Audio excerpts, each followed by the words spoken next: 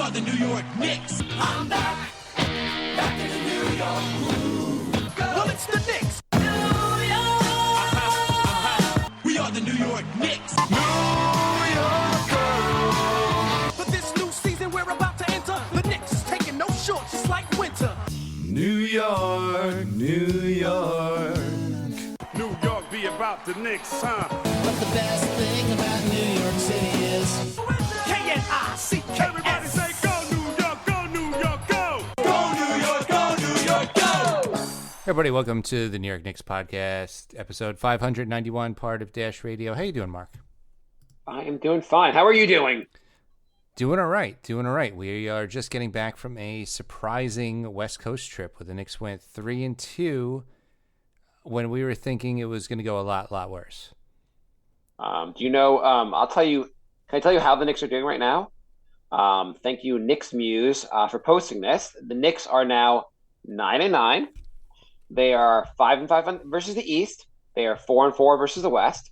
They are 1-1 in overtime. They are 14th in points per game. They are 15th in blocks, 14th in turnovers, and 8th in the East. They are as middle of the road as you can be.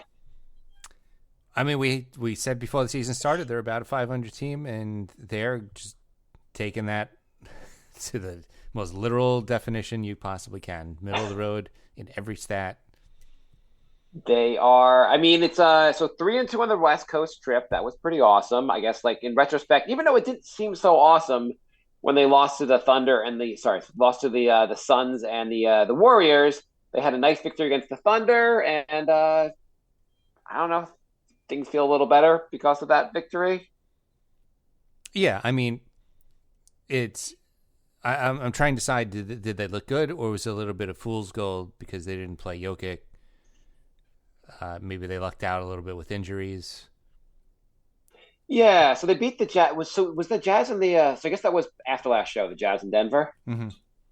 Okay, so yeah, they beat they beat Denver without Jokic, but Denver's still a very good team. Mm-hmm. I mean, Jokic is obviously amazing. The Jazz, though, have been, despite the Jazz trying to tank, they're one of the better teams in the West. That was a pretty nice victory, also. I mean, the Suns and the Warriors are a pretty hard matchup. I mean, the Knicks did not look very good in those games. The Thunder, Thunder beat the Knicks the first time. There was a nice victory against the Thunder. I mean, it's not fool's gold. The Knicks are just about a 500 team. Yeah. So, a lot of changes in the Knicks lineup. Everyone has been dogging Tibbs because he doesn't make any changes. We've seen Cam start. We've seen Grimes start. Hart has started. Sims has started. What do you think of these lineups? Yeah, I mean, he's kind of the first of all, his first two seasons were marked by, like, well, we carved the starting lineup into stone. Hard to change stone. Like, he would not change Elfrid Payton till basically it was clearly not working in the playoffs. Last year, the starting lineup was looking terrible, but like the most he could do was getting Quiet. I'm sorry, not getting Kemba out of there. Burks had to be the starting point guard. It was so rigid. I like the fact that he seems so much less rigid right now. Mm-hmm.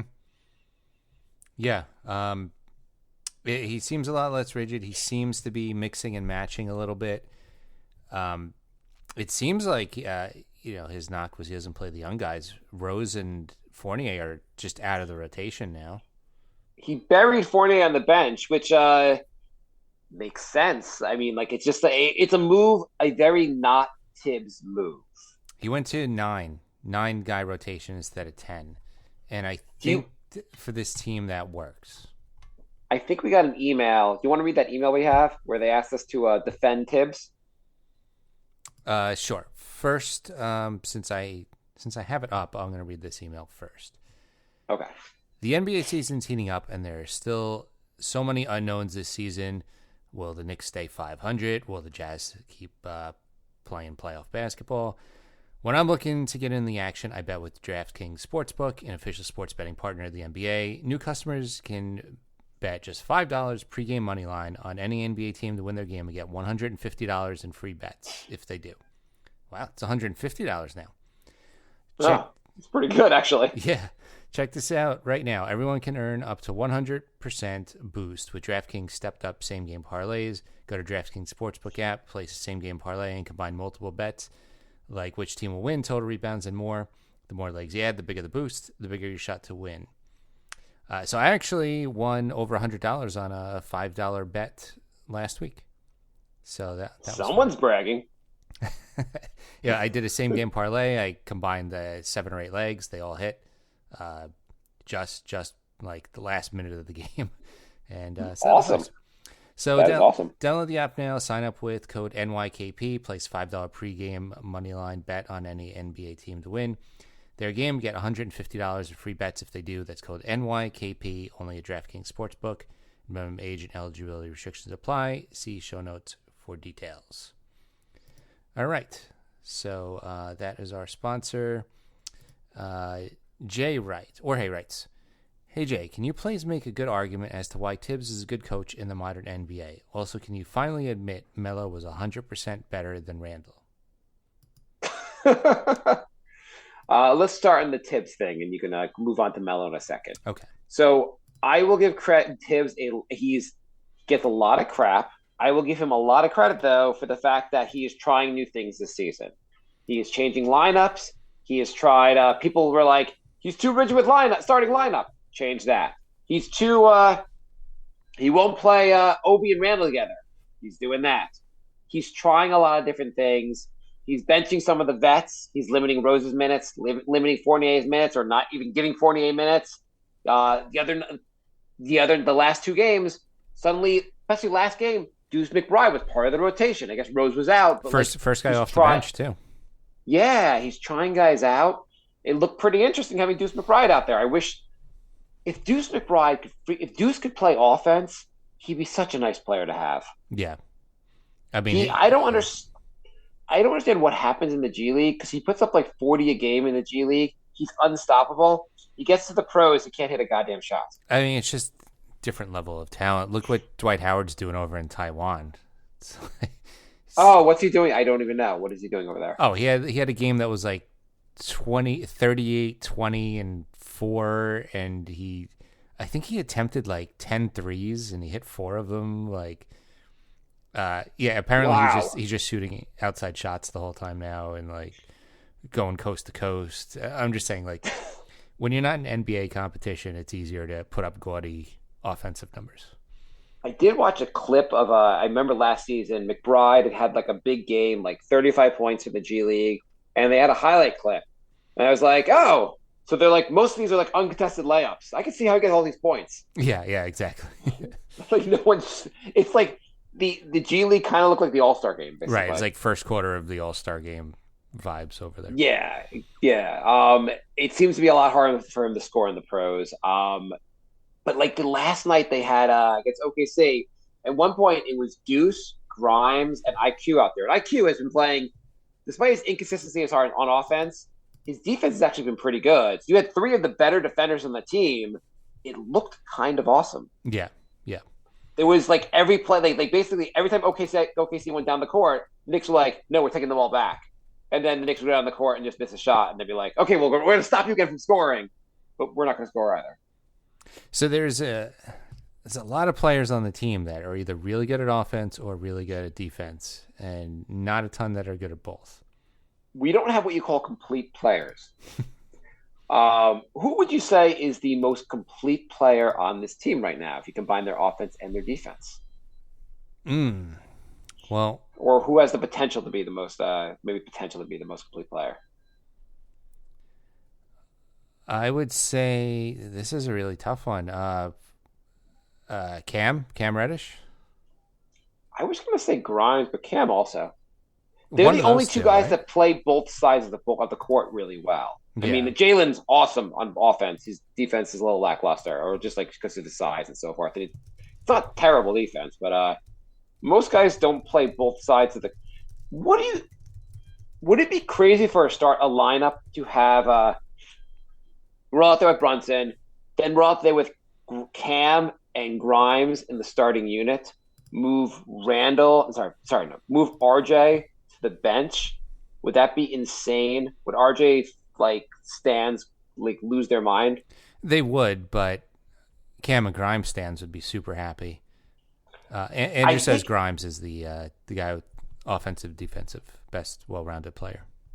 Yeah, I might say Grimes is. Grimes is also he had a thing in the offseason where he was like, I don't want to be a 3-and-D. I don't want to be this guy that just shoots threes and plays defense. I want to be a more complete player, and I know I can be. He worked a lot with Penny Hardaway in the offseason, and his plan is to basically be in what you see more and more of him. He's driving to the basket. He's passing. He definitely looks a lot like, I think last year I felt like he was just like stand on the 3-point line and then play defense. He now looks like I'm like, oh, this guy's going to, like, he's doing a lot more. He had 8 assists last game, right? That would be, against the was it the Warrior game? Yeah. 2 games yeah. He had a bunch of assists in that game. He was it the Warrior game or am I No. It's the I'm getting all mixed up. They played so many games. The Suns game. The Suns game. Yeah. Was it 4 games in 5 nights or something? Yeah. So the Suns game, he had 8 assists. He made some pretty good moves. He's setting guys up. He looked pretty good in the OKC game. His shooting isn't quite where it needs to be. But like he's also a little rusty. I think they also kind of answered what was going on with him. They answered, you said? But yeah, I think Wally kind of like so he had I don't know why the Knicks just didn't kind of like it was kind of like in rumors. I don't feel like they officially announced he had plantar fasciitis. No, they just said like, oh, there's something with his foot. Yeah, his foot is hurting, and then you're like, oh, his foot's better. Why is he not playing? And I thought Wally kind of explained it pretty well in the game. He's like, I had that in my career. When you have it, there's no playing through it. Mm-hmm. Either it's better or it's not. And once it's better, it's gone. But like basically, I think the idea was to put him on when they thought he was better, put him on limited minutes because if it acts up again, you can get if you play on it, it can get worse. So put him out there for like 10 minutes, 5 minutes, play on it, see how he feels the next day. And once you know it's for sure, once you know it's really gone, then you can bring up his minutes. So I think the Knicks are being very cautious because it's something that like it can be very hard to get rid of basically, and you just kind of have to rest. So you don't think Tibbs was personally spiting him and putting him in at the end of games just to ruin his career? No, despite some psychotic Knicks fans on Twitter, I think it was the doctor's orders. They think they were just like, let's limit his minutes until we know this plantar fasciitis is gone. And once it's gone, it wasn't like about like him being able to run down the court. He could run down the court, but if it acts up, it won't go away. Right. Yeah. No, I've had it before. It lingers and it sucks. And yeah, the only solution is to like ice it and like not use it. Right. And I think basically the Knicks had like a little bit of and obviously there's no confirmed reports on this, but I think like, remember he played the last preseason game? And I think they thought it was better. And then he went out there and they were like, no, it's not better. Mm-hmm. And he probably also wants to get out there so much that like, if he has a little bit of pain, he's probably like, oh, I can play through this. And they're like, you can't. This is not a good idea. So now Grimes is back and Cam got hurt. Yeah. What's the deal with Cam's injury? He's back. Was his groin? Yeah. I don't think it was anything serious. They should both be healthy soon. I'm more concerned that Mitch was injured, came back, and then got injured like almost immediately. He played 13 minutes. His knee's hurting again. I'm surprised on the way to sign his multi-year deal, he didn't get injured. So I know we've talked about how Mitch hasn't missed a ton of games, but he seems to play a lot of games injured. And it's just like last game. It counts as a game played, but he played 13 minutes and then hobbled off the court. He wasn't very good either, and I blame the injury, but like it's going to be like this with him. That's why you also need Sims on the roster.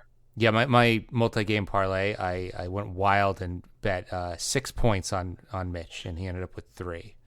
So, how do you feel about Mitch with the emergence of Sims? Like, are you happy that we have both, or do you think now it's like, because now we have Hart too, so it's pretty deep center rotation. Just to add, Tibbs said a couple of days ago that Reddish is expected to be day-to-day with the groin injury. So he probably will be back in a few games. I feel like with basically couple things. First, with how basically made of glass Mitch is and how he gets injured, you need Sims on the roster. I also feel like like Mitch has been better about fouls, but he gets foul trouble. Hart gets in foul trouble clearly. Having 3 centers you can really play is super important to this team. And Sims has looked a lot better lately. He has. Conversely, Hart's looked a lot worse. So, and I think Tibbs has noticed that. Sims has seemed to jump him in the rotation. Yeah, I mean, well, it depends. I feel like Hart's been getting. I've noticed that Tibbs will if Hart's not playing well, he'll just give the minutes to Sims. He's definitely he's again doing a much better job of going. I'm just going to go with how they're playing as opposed to they have to play. You have to play based on these rotations. Except Randall and RJ. Yeah. So basically, going to finish that email off, is Tibbs for the modern NBA?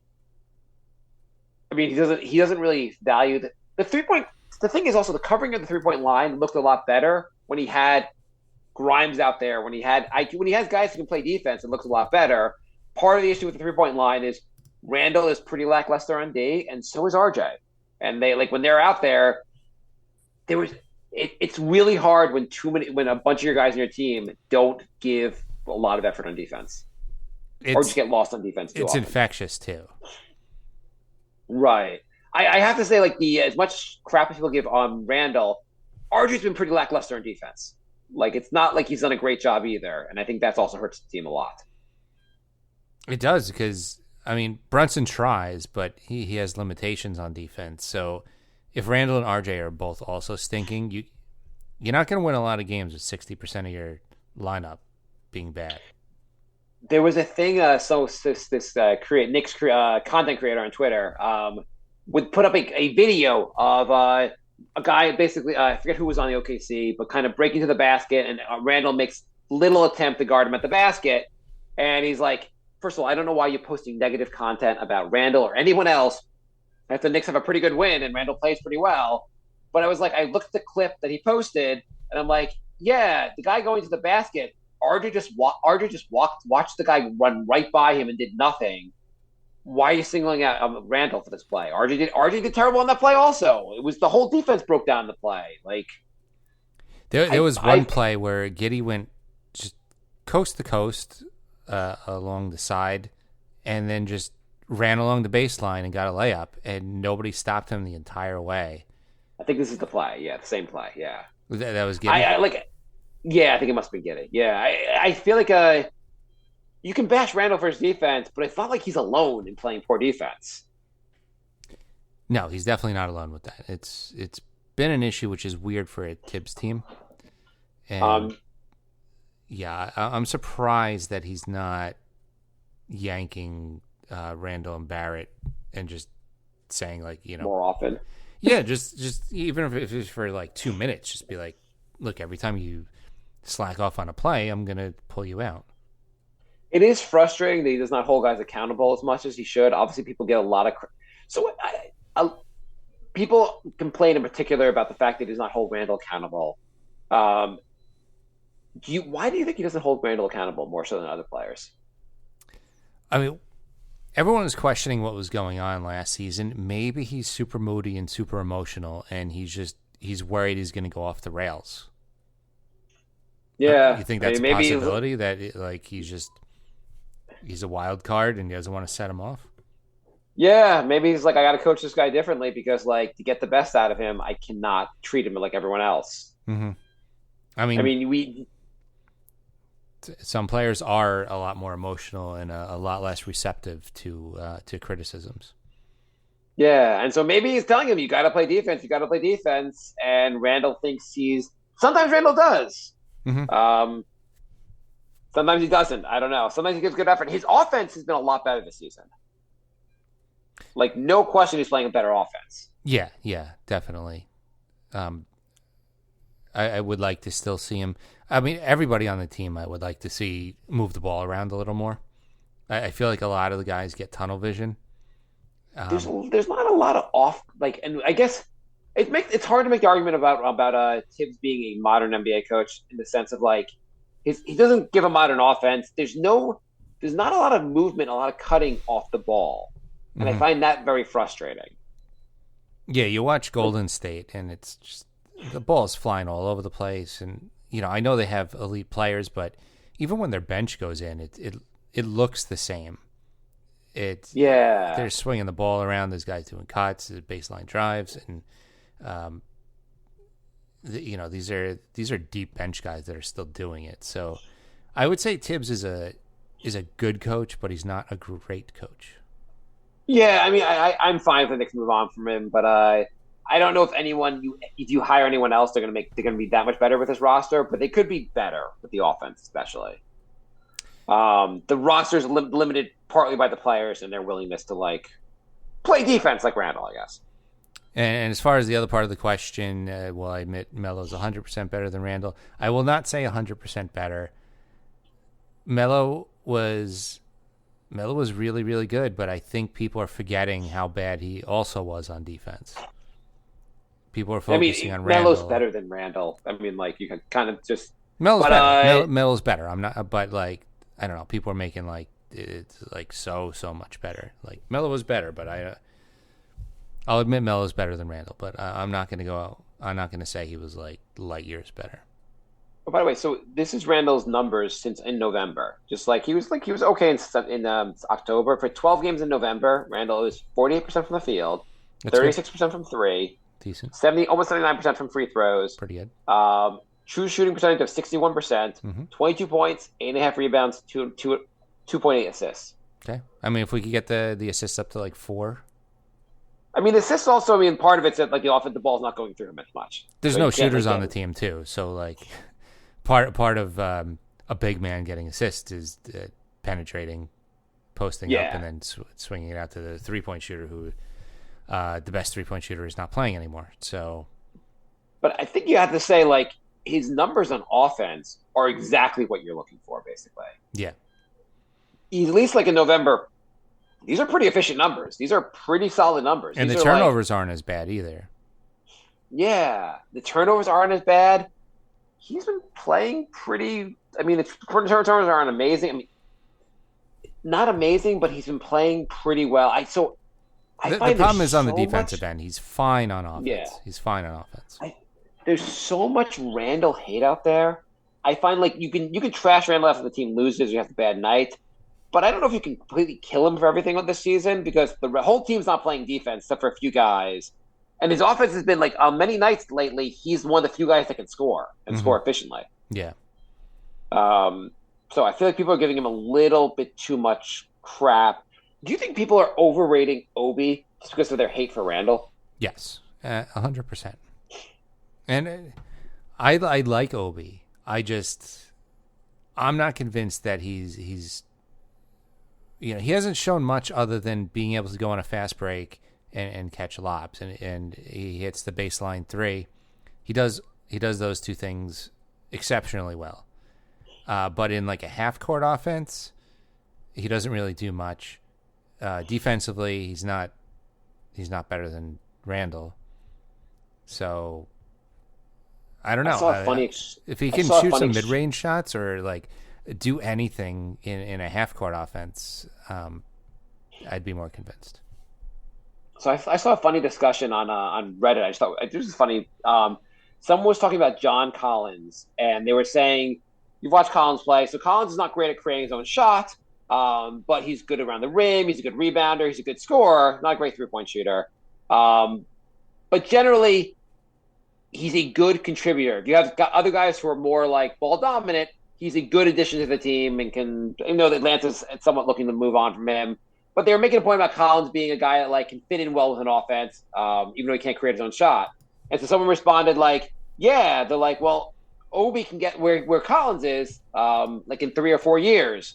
And then someone else responded, Collins is only Obi's 6 months younger than Collins. Right, yeah. Obi was an older rookie. Yeah, they were yeah, I mean, I guess Obi can get where Collins is, but Collins is basically the same age. So I don't know how much. Maybe he can also get there. Yeah, I mean, Obi's already 2 years older than Barrett. there's a good chance Obi's close to where he's going to be as a player. Like, how much better does he get? He's going to have to add stuff to his game. And Do you think he'll ever be able to create his own shot on a consistent basis? see, here's my worry. So a lot of people are saying Barrett's only 22. He's really young. Yeah. He's got a lot of time to grow. True. On the other hand, it's his 4th year in the league. If you look at his rookie year stats and his current stats, almost exactly the same. Now, if you look at other 4th year players, in fairness, he was sick for 5 games. Mhm. Those stats don't count. When you don't count the stats when he's sick or when he shoots poorly, he has good stats. I mean, even if you compare his year 3 stats, look at other players that are supposed to be in his league, Garland and Donovan Mitchell or whoever you want to compare him to.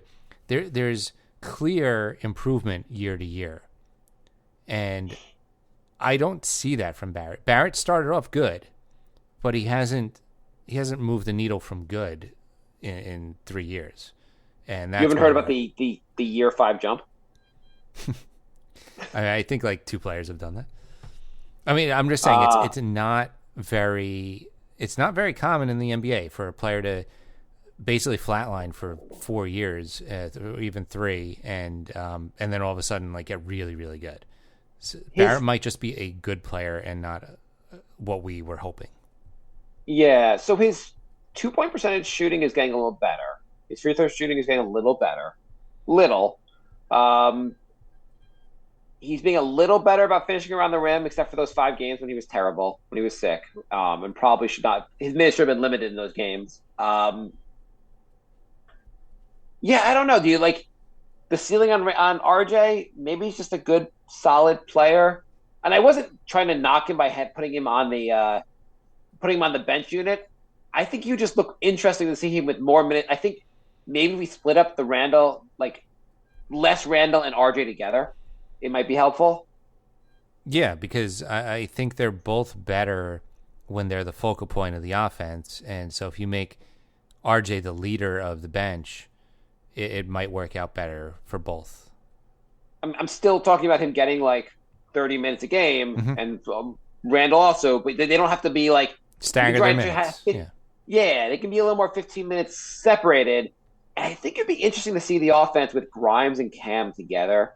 I know they're both in theory 3s, or 2. Like you can put Grimes at a 2. It would be nice to have 2 guys out there that play very solid defense. Both are pretty athletic. They can shoot the 3. I think the offense would look pretty interesting with both of them out there. Yeah, and maybe they can complement. It'd be interesting to have Hart out there with them. I don't know, but maybe an interesting look to have them out there. Maybe with RJ separate, with Randall separate. I'd like to see what it looks like at least. And I'm not saying RJ's terrible. It's just with the number 3 pick, you're hoping for an all-star.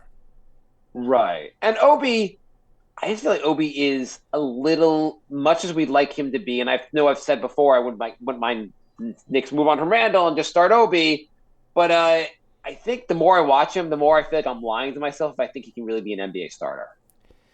I feel like we would be totally happy with Obi if he was like the 25th pick. But as a top 10 pick, it's, again, the Knicks get great value later in the draft, and they've gotten less than ideal value with their higher picks since Jordan Hill? Well, my point, forgetting even where he was drafted or who he was drafted over, if you look at his skill set, playing power forward, he's not the best defender. He's not a great rebounder. He can't create his own shot. He can dunk, and he go on the fast break, but he's also not good. If you give him the ball around the basket, if he's being challenged at the rim, he's not great at finishing. He's only great at finishing if no one's challenging him at the rim. Right. I mean, he doesn't really have post moves.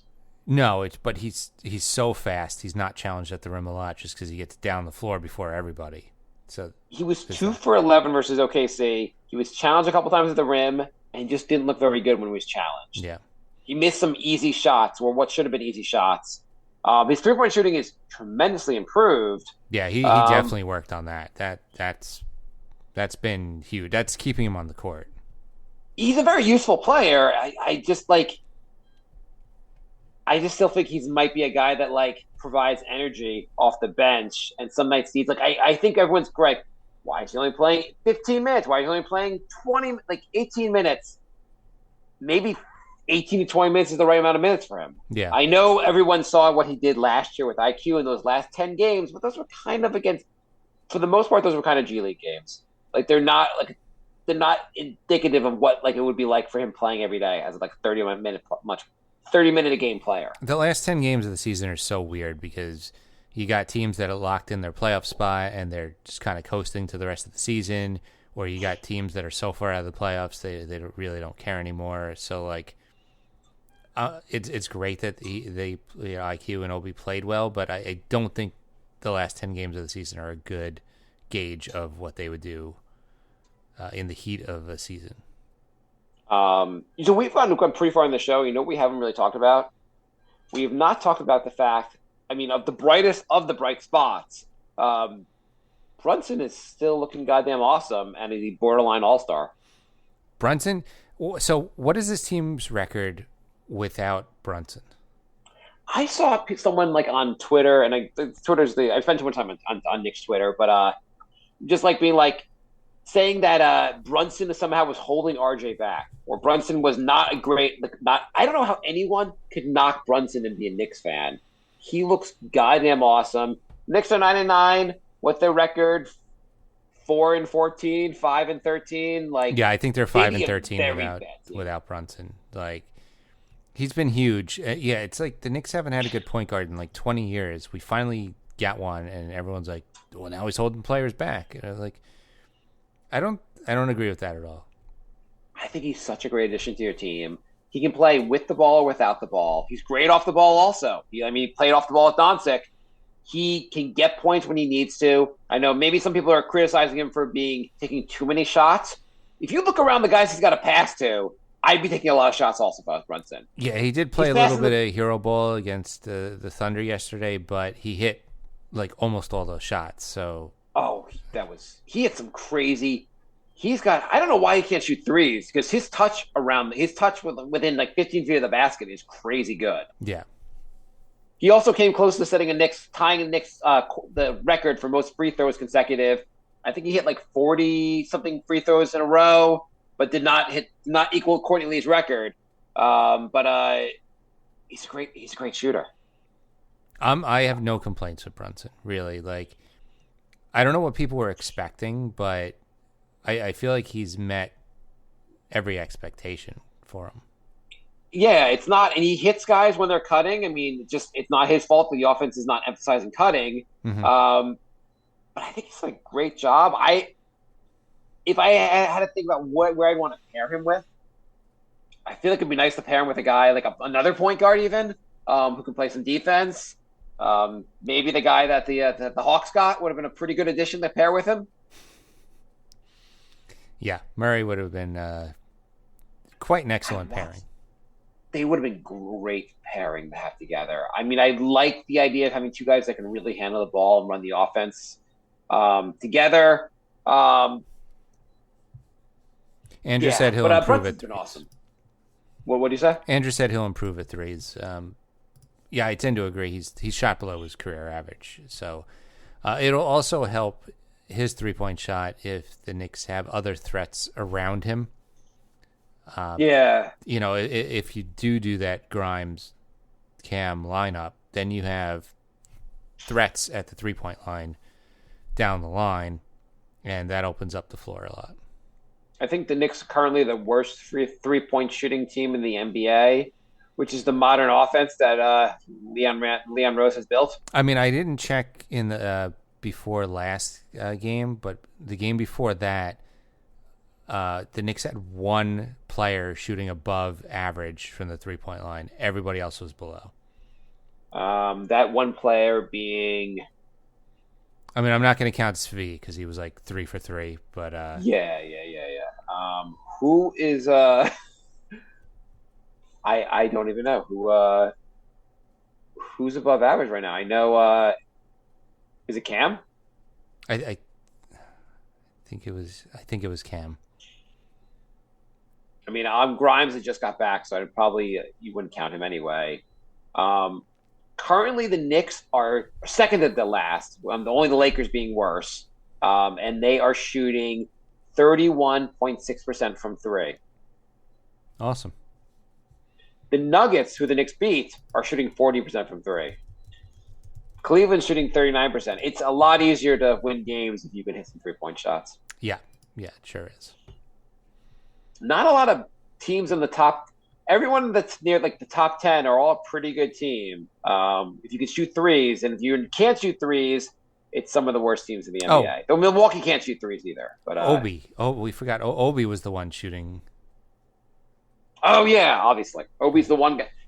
Shockingly, in this reverse Earth we're playing in, we're living in, Obi's the best 3-point shooter on the team. So he had a couple bad games. He's down to 36%, so it's slightly 36.5% and 36% average. So, he went really cold during the West Coast trip. That's a lot worse than I thought he was still a little higher. And okay, I guess he's back down to earth. Derrick Rose is at 37%. Everybody else is, other than Svi, is well below. On Facebook, it's on Twitter, sorry, Jake writes, 3-2 West Coast trip isn't bad. Why does it feel like the sky is falling? I think people talk themselves into higher expectations. First of all, we talked about Barrett before. I think a lot of Knicks fans talk themselves into him making this huge leap based on nothing. They just went into the season like, oh yeah, Barrett's going to be awesome this year, and it wasn't really based on anything. And I think when they saw what Brunson was doing the first few games, they're like, well, Barrett's going to be awesome. Obi has a 3-point shot now. Brunson's really good, and you can't overreact to the first few games of the season. So I think people raised the bar from what they expected from the Knicks when not much changed from preseason to now. I mean, really, we added Brunson and nothing else to the roster. So there was no reason to think of – what did you say? Hart. Oh, Hart, yeah. But we didn't add that much to the roster. The Knicks won 37 games last year. With a point guard, we're maybe a 500 or slightly better team. And obviously, Randall's playing a little better. I mean, in theory, if Tibbs figures out maybe the right rotations and Grimes takes a little bit of a leap, Cam plays well, maybe the Knicks win 43 games, 44 games. Where they go from here, I have no idea. But it does feel like every time the Knicks lose, the sky is falling. Every time they win, everything's right. Everything's fine. It's also that when they lose, like it seems like they don't lose a lot of close games. They just get blown out, and everybody on the team looks terrible. And I that's look like different. Dog shit against Golden State. Yeah. After that game, you're like, what the hell? Yeah, it didn't even look like they belonged in the same league as Golden State, and I think that also helps with the overreactions, because you see a team just get slaughtered from the second the game starts. You're like, okay, there's a lot of problems. Phoenix outclassed them also, no question. Mm-hmm. I mean, these are very good teams. It's just you kind of expect to at least stay semi-competitive. How do we become a very good team? Like, how do we get there? Without a time machine? I mean, it really comes down to you have to draft players who end up taking big leaps. The fact that RJ is not like taking any leap and seems like he's just a good player. The fact that they have no one, maybe Grimes will end up taking a big leap. Maybe I've seen some interesting stuff already. Maybe Grimes is one of the guys that each year will get a lot better. And in a few years, he maybe will be all-star level player. I don't know. So they've gotten good value from where they've drafted later in the draft, Grimes, Sims. The problem is they need to hit a home run, and they have not done that yet. There's a difference between good value and absolutely nailing the pick, getting a Jokic, a Kawhi, a Giannis. I know there's not many of them around, but they've been drafted later in the draft. It's not like only the top 5 picks are studs. They need to nail a draft pick like that, and they just haven't yet. Donovan Mitchell was the 12th pick or something like that. He was these guys do fall.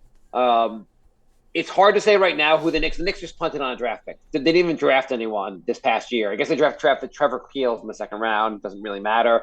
But they drafted on the 11th pick in the draft. I don't know if between 11 and 30 there's anyone that's amazing, but maybe there is. We're going to find out. AJ Griffin on the Hawks, who I wanted the Knicks to draft, looks pretty good. He's a pretty good shooter. Knicks could use pretty good shooters. Yeah, it's you can't just keep missing on Shea and missing on Mitchell. You can't do that year after year. Like, they have to nail one of these draft picks, or they have a lot of young guys that are decent, but they don't have the guy, and they need to get that guy. And they're capped out. It's going to be really hard to sign a guy in free agency or trade for one. They have to draft one. Right. It's a really hard thing to trade half your roster and all your assets for one star player without having another star player on the team already. Mm-hmm. The Cleveland made the move. They already had a pretty good setup to add Mitchell to, and they could sacrifice the draft picks. Knicks just aren't there. Yeah, that was their all-in move, which it was time to do that. To make an all-in move without a team like, because that was a playoff team before Mitchell. So to do an all-in move without a setup like that is just, it's going to be Melo all over again. Right. I mean, they have Garland, they have Mobley, who looks really good. They have Jared Allen. Yeah. It was like, you could be like, hey, let's add one more guy. We can sacrifice the draft for this. Yeah. It's worth it. Knicks, you're adding, if you get to keep them in the trade, you got RJ, who's fine. I mean, maybe Grimes will get a little better. No one even wants Randall on the team anymore. I like Brunson a lot, but I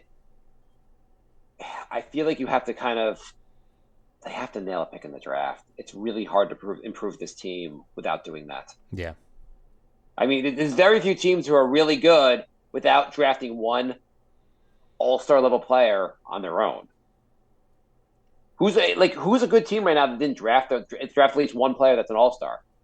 I mean, I guess you could say the Nets, because they brought over Durant. I mean, I think the only team in the last 20, 25 years who's won a championship without drafting one of their top guys was the Lakers 2 years ago. And that's different because it's LA and they always get all the free agents, and they happen to get LeBron and Davis, and so like. Yeah, if LeBron's a high enough level of player that he decides to come there, fine. But every single other team for the last 20 years has drafted somebody. Yeah, I mean, if you look at the NBA standings right now, just look at who the best teams are. It's easy to see everyone's drafting a player. The Celtics, two of their best players they drafted. Milwaukee, they drafted Giannis. Cleveland got Mobley, and they got Garland on their own just through drafting. Pacers are in fourth, but Pacers are really, I guess they made the trade for Halliburton, who looks pretty good. I'm just looking at down the records.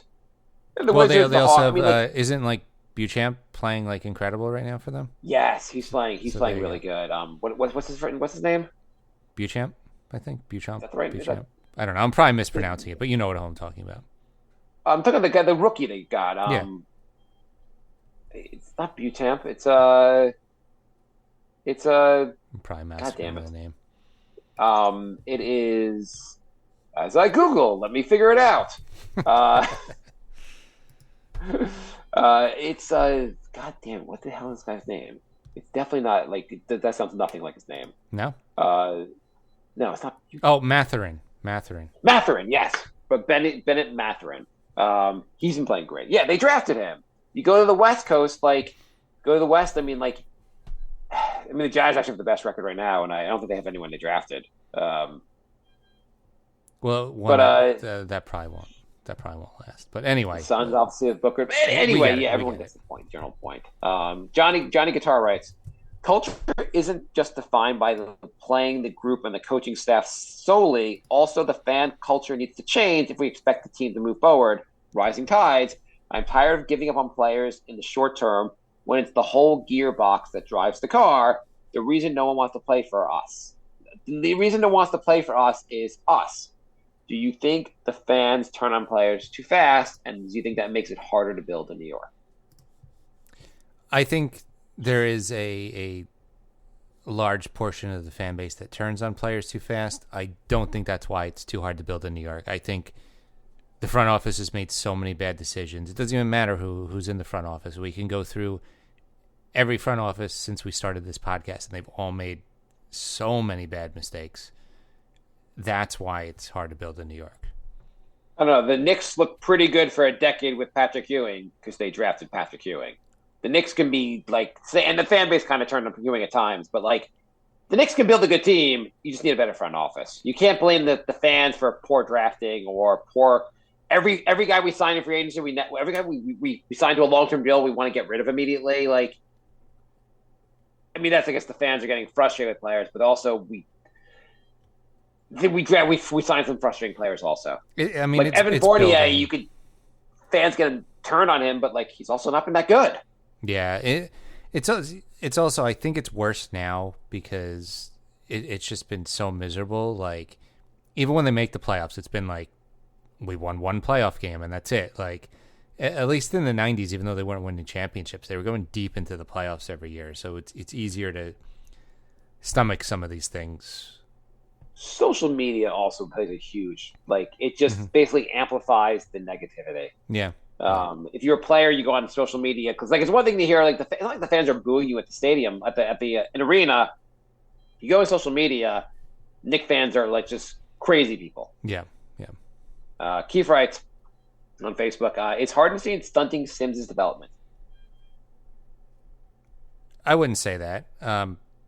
I just think I think they bring different things to the table.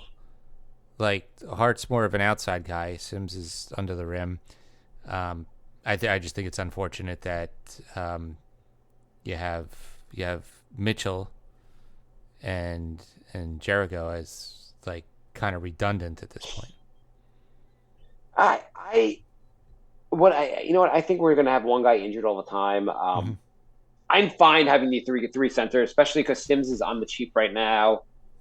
And Hart was actually a pretty good contract. And Mitch's contract isn't really insane. Sims is showing improvement. I don't know if Hart really is stunting his development. Let's also not. We don't immediately need to give Sims 35 minutes a game. It's fine if he plays 15 minutes. If he doesn't play some nights because Hart's playing well, it'll work out. The good thing is if Sims breaks out and he's awesome, then you could trade Robinson or Hart. If you can trade them. I think you could trade either one of those guys. Okay. Angel writes, is Mitch's value other teams will say his contract's not so bad, but he's also injured all the time and doesn't play offense still and doesn't always look awesome on the court. There's plenty of teams that just need a big body. You think Dallas wouldn't jump at that? They have no big men. Angel writes, Mitch's contract is not that bad. I'm fine with their center rotation. Tibbs has said most nights he'll play just two of them. Let's feel it out. Let's see how it goes. So far he seems to be going with that's just who's playing well. Angel writes, is it panic time yet? What moves can the Knicks make before the trading deadline to really make a statement that the Knicks are going for a deep playoff run? Well, it's not panic time yet. They're 9-9. They went 3-2 on a West Coast trip that we thought they were either going to go 0-5 or 1-4 on. So I think they're okay as far as that goes. I think the things to panic about are lack of some players' development, the fact that the defense just looks terrible, even though we have a defensive coach, and there doesn't seem to really be much of an offensive scheme. Those are things to really worry about. The defense, when you had players that play defense out there, it looked a lot better. It did. IQ's defense has been pretty bad, much better this year. Having Grimes back makes a huge difference. Cam has looked good when he's out there. Maybe he can't convince RJ to play better defense, and maybe RJ can't play better defense. I don't know. He can't convince Randall to try every play. But the defense doesn't look so bad if the personnel is out there. And to a certain extent, is it that Tibbs is screwing up defense, or is the personnel screwing him up? So if RJ and Randall are both incapable of playing good defense, and they're both similar players on offense, you got to move one of them. Yes. The move that makes sense is moving on from Randall. You just signed RJ. He's younger. He could get better. Yeah. Randall's the guy you want to move on from. It's just What does Randall have? 2 more years? 3 more years? I think 3.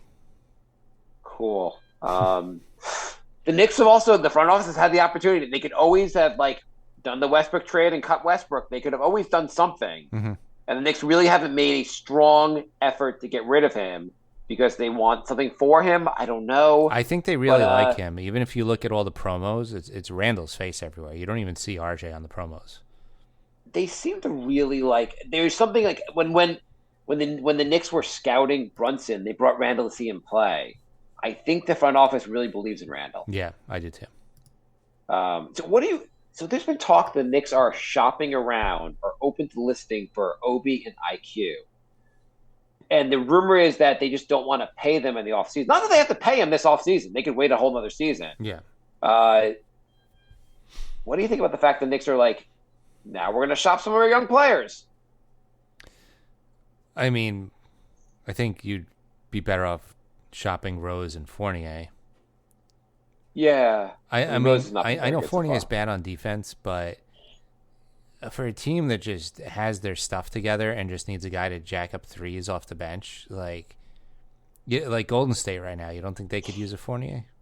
He's got to have more value than this. His contract's hard to move, I guess, because you also don't. But he's got 1 more year left, I think, after this. There's got to be a way to move Fournier. It's big, but it's not crazy. Thank you, Andrew. Wow, Randall has God. 2 years after this, then player option for 2020. You mean he has 3 years? Yeah, he has 3 years. Ooh, do I want to exercise this player option? Let me think about this. 40 has got to be movable. I don't. And I think you sell high. You sell high on Rose right now because I think they're playing with borrowed money on Rose. The wheels are going to fall off soon. I think you sell high on Rose. The Knicks traded Dennis Smith to get him. I don't think he has that much value right now. I'd rather just keep him on the team. He's a guy who's all in on Tibbs. He plays hard. He can give you some nice minutes at times.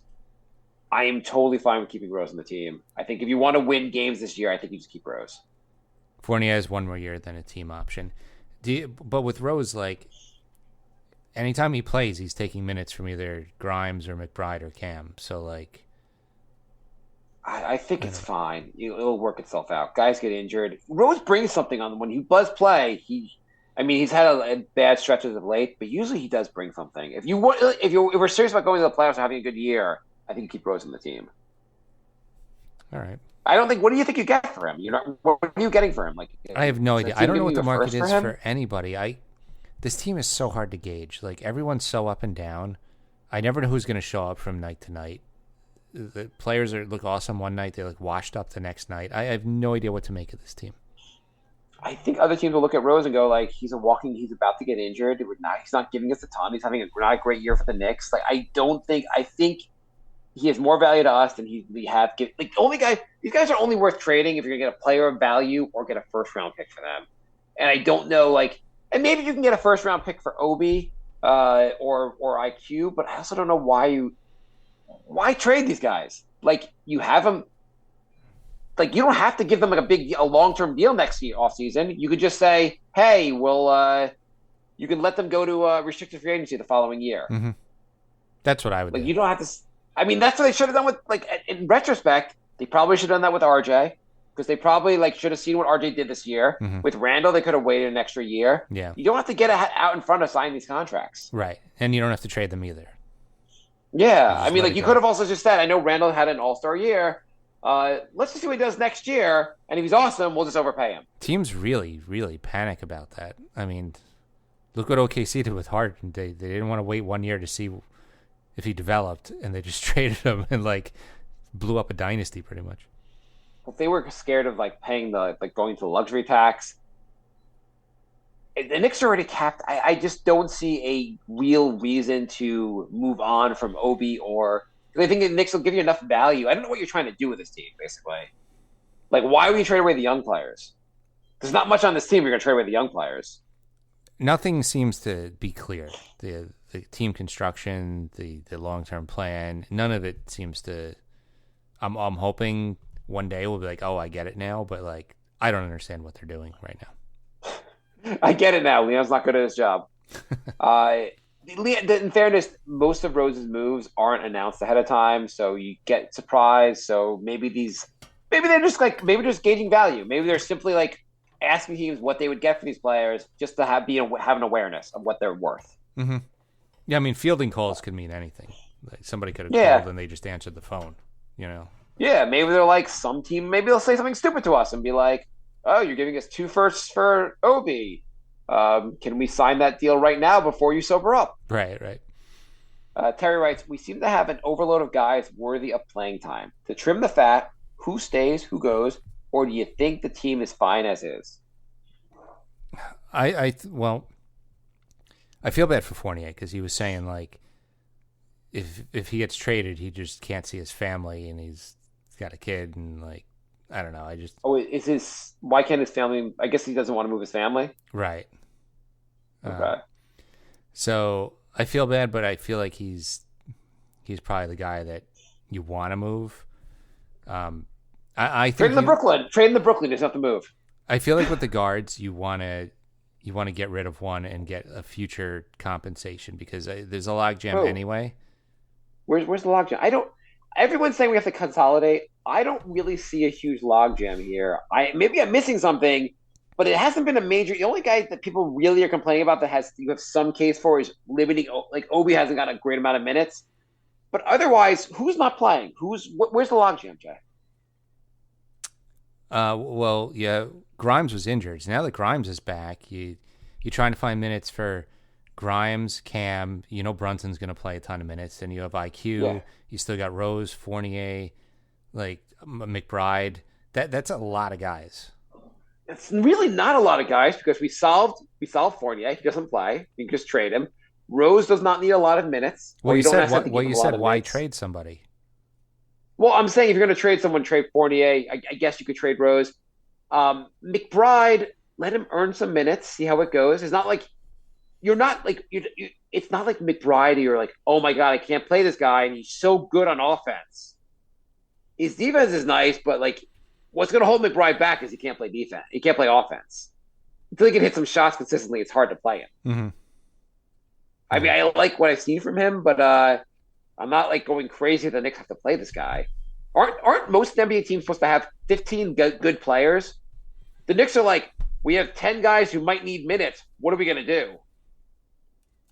I don't know. I feel like it's just a weird construction right now. You usually have guys that are clearly the better guys, and I don't think the Knicks have that. And right, but that has nothing to do with consolidating or moving guys. Like, also, the guy like Savi or whoever else we have on the bench, Ryan, whatever, it's a pretty negative. Those guys are just worthless. I mean, not worth it, but they're just not like they're not players that need minutes because they're not good. They're scrubs basically in terms of NBA. The Knicks should have their 12, 13, and 14 guys should be guys that like are going to challenge their 7, 8, and 9 guys for minutes. Speed's shooting 100% from 3 this season. I feel like he's there. He's ready. I want the 14th guy on the bench to justify needing minutes. That's what a good team does. They have a deep team that where lots of guys. Yes, you're right. You need to have guys 1 through 5 who are just so much better than everyone else that it makes sense that the other guys don't play as much. Yeah. Also, I don't see maybe you can get some value for Fournier. Rose, just because he's been with Tibbs for so long, I don't think you're not. I think you might as well just keep him. I don't see. Like, let's just see how it works out for the guys will get injured. See how it works out for the season as far as the minutes distribution. Like, how about just see who plays better than the other guys? If Grimes is playing better, he takes minutes away from someone else. See, normally you'd have that extra spot for the first round draft pick that you picked with the 11th pick. The Knicks are, yes, they're an oddly constructed team with too many. There are a lot of issues with the Knicks, obviously. Anyway, are we out of questions? We are out of questions. Let me ask you. What else do I want to ask you? Yeah, I don't know what I want to ask. What do you think of the so far? What you've seen of Obi and Randall playing together? That's something people have been calling on for a long time. We've seen it for a certain extent. Are you wowed by it? Are the Knicks really looking good on small ball? I'm not Has it wowed been- by it, but it's not bad. It's what you'd expect. The offense is really good. The defense is not. I feel like the offense isn't as good as I'd hoped it would be. Yeah, I mean, But I don't think the Knicks are having a tremendous advantage on offense when Obi's out there with Randall. right. Well, right now Obi is either a fast break or a 3-point guy. Like, he doesn't bring a lot to an offense right now. Right. Yeah, I feel like that's like I'm watching it. I'm like, is this so amazing if he's not really doing fast breaks because that's his one, or shooting a ton of threes? Those are his two tricks. I mean, maybe you do it if the other team goes small and that's your small ball counter. But I would rather see one of the big guys out there. Yeah, I mean the Knicks have not been great on the defensive boards this year. So, but anyway, Brunson's awesome. I freaking love Brunson. He's my favorite happy Knick right with now. Brunson. What do you say? Very, very happy with Brunson. I feel like this is, if you were to rank the best moves by Leon Rose, Brunson is by far the best move he's made. Yes. What's the second best move he's made? That would be, I think he got good value with Sims. I was gonna say maybe drafting Grimes. He's of the young guys. Mm-hmm. I feel like I put Grimes first among that pack. Yeah, Okay. Those are the three. But Grimes, Sims. I would IQ ahead of Sims. okay, You're right that there's greater value with Sims, I guess, with where he was drafted. I'm not sold on IQ yet, but we'll see. You don't like a guy a really good shooter who can't shoot? I mean, we're on year 3 now. What, 3 or 4, and he can't hit a shot. Have you noticed though he does everything else pretty well? His defense is actually pretty good. He's actually not a bad passer. He's a good player in many respects if he can put the ball into the back. He's done last 2 games. He's been better. I didn't say I'm out. I just said I'm not sold. Is anyone who outside of I'm sold on Brunson being good? Are you sold on anyone else? No, I'm really not. I mean, It's a frustrating team. I'm not really out on anybody either. I'm 500 on this roster. How you go from 500 if they even get there to a 50-plus win team? I don't know. I don't necessarily regret not trading for Mitchell, but I don't know how you get there without getting lucky in the draft. Yeah, it's either that or multiple guys are going to have to take actual leaps, not these incremental things we've seen before. You're going to have to go in the lab and you come out and IQ, Grimes, RJ, and Cam are all significantly better, and Obi significantly better. That's the only way now. They're capped out, and they're too good to have a really good draft pick. So unless they get super lucky in the draft, these guys are going to have to all take leaps. I'm going to call it now. So Grimes was the one guy the Knicks really didn't want to put in the Donovan Mitchell trade. Yeah, they were fine putting RJ in. They would not put Grimes. Mm-hmm. I think Grimes by the end of the season will be like. I think he'll be. I think he will make. He's only just started playing, but I think we will be comfortable with him saying that this guy is a core piece going forward. I don't know if he's going to be. I think we will say by the end of the year he's made a leap, or at some point this year he's made. I hope so. So we'll end the show on a stat from Andrew. Zvi is averaging 27.7 points per 36 minutes, and he has an offensive rating of 133. So he has basically the stats that people dream RJ would get. That's like prime Wilt Chamberlain stats.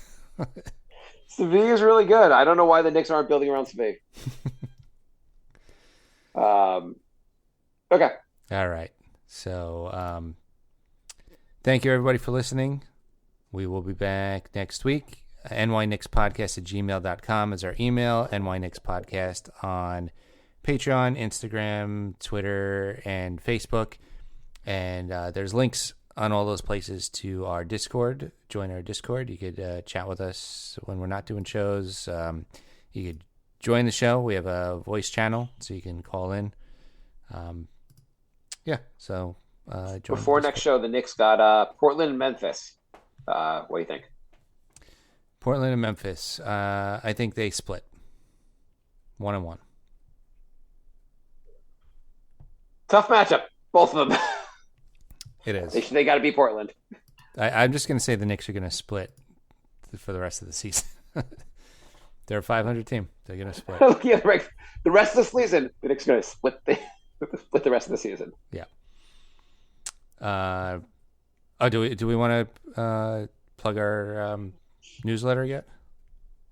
Why don't you just do it instead of asking me? All right, we're coming out with a newsletter soon, probably sometime early next year. So it's a comedy newsletter. It's going to be fun. Would You Rathers, Two Truths and a Lie, a bunch of other stuff. So thebrinkofsanity.substack.com. You could subscribe there, and then you'll get a daily fun email in your inbox. Yes. The enthusiasm from Mark is, I think, sold everybody. It'll be so much fun. You'll be like, this is as much fun as watching the Knicks win games. Goodbye,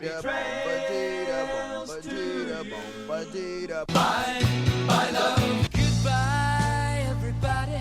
Goodbye. It's over. Goodbye. It's time to go. This is the end.